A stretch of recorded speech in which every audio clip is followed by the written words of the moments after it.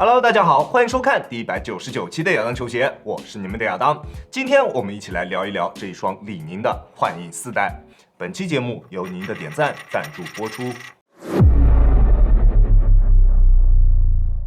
首先，我们还先来看一下这一双鞋的外观。在外观方面，你觉得这一双鞋可以打几分呢？这一双鞋是韦德之道系列当中跟韦德之道最为相似的一个鞋款。从上一代的幻影3代开始，幻影这一个系列就被看作是韦德之道的简版产品，而这一代的幻影4跟大哥韦德之道10也有着比较高的相似度。配色方面同样是绽放配色，大底的纹路跟韦德之道10非常相似，并且在大底的镂空处有着 Family 的字样。这一块 GPU 两侧的挖空看着有点像是录音带的造型，并且在2个孔里面有着一个暂停和一个快进的图案。而在鞋身侧面有着5个圆圈，从最边上到最内侧慢慢形成一个韦德的个人 logo。后跟鞋蹄上面也有着 10 的字样，在鞋舌前端也有 DW 的字样以及一个韦德的签名。而在鞋舌上面还有一个韦德之道的年轮，从1到10一共10圈，说明了韦德之道已经经历了10个年头。这一双鞋上面的细节很多都是从韦德之道10代上面照搬过来的，算是韦德之道系列里面跟韦德之道最为相似的一个鞋款。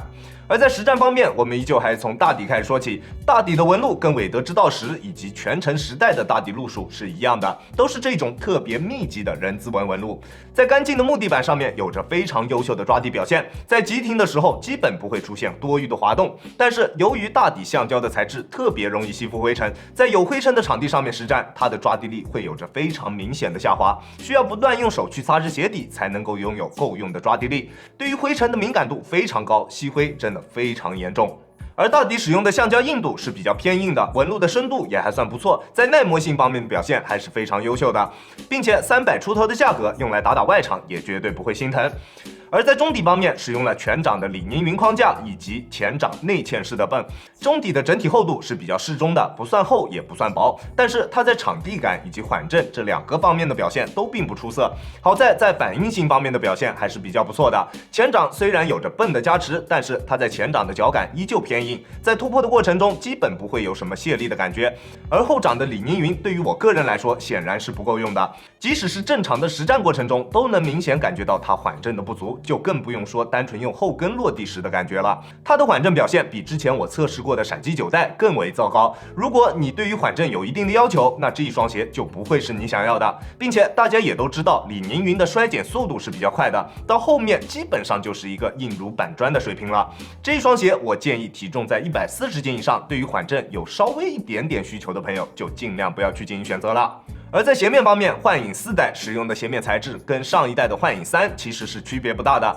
依旧使用了大面积的网布材质，加上大面积的热熔材料加强，鞋面的强度是非常高的。而不同于韦德之道10的是，它的鞋帮高度会更高一些，拉紧鞋带之后能够明显的感觉到脚踝处会被牢牢的锁住。虽然对于脚踝的支撑有着非常明显的加强，但是同时也会带来明显的脚踝处的限制感，在灵活性方面有一定的损失。而在整体的包裹性方面，对于像我这样偏窄脚型的朋友来说是有所欠缺的。球鞋的鞋带所覆盖的区域是比较靠后的，对于前掌几乎没有任何的调节空间，在系紧鞋带之后还是会明显感觉到它在前掌的空旷。在做变向动作或者是侧向蹬地动作的时候，能够明显感觉到脚在鞋内会有滑动的情况。球鞋的鞋楦属于正常宽度的鞋楦，如果你的脚型是正常脚型或者略微偏宽一点的脚型，那这一双鞋对于你来说是比较友好的。你穿这一双鞋可以得到非常不错的包裹体验，拉紧鞋带之后能够得到非常优秀的包裹以及锁定。而像我这样脚型略微偏窄一些的朋友，穿它打球的话，除了脚在鞋内会出现位移之外，并不会出现任何顶脚趾或者是掉跟的现象。它在中后段的锁定做的是非常优秀的，这一点不需要担心。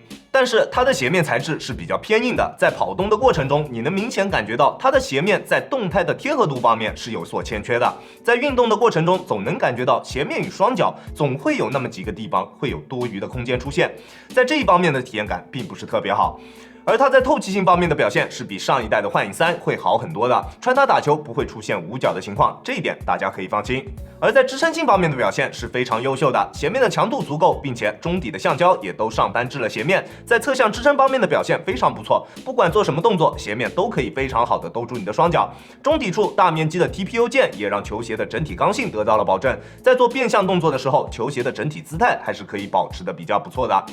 而在足弓处的支撑是有所欠缺的，足弓处的内收以及上翻都并不明显，外侧的 TPU 键与足弓的贴合度也并不高，在足弓处的支撑并不出色。如果你要选择这一双鞋实战的话，建议还是可以更换一副带足弓支撑的鞋垫，这样会有更好的体验。而在脚踝处的支撑力度是非常强的，脚踝处的鞋面强度非常高，拉紧鞋带之后，鞋帮处的鞋面与双脚会有着非常高的贴合度，球鞋的后跟内部也有着港宝的加持，让它在后跟处的支撑性有着非常不错的表现，保护性还是非常到位的。而在稳定性方面的表现就比较一般了，球鞋的大底面积还能算是比较宽大的，但是球鞋并没有做出非常明显的防侧翻设计，中底的重心中规中矩，并不算低，但是球鞋后跟处是明显偏窄的，在后掌做出来的外扩也会略微有一点偏小，后跟的稳定性会略微有所欠缺，但是它的稳定性也绝对是够用的，不至于成为崴脚利器。在重量方面，单支42码的幻影4代重量是370克，在数值方面的表现确实是非常不错的。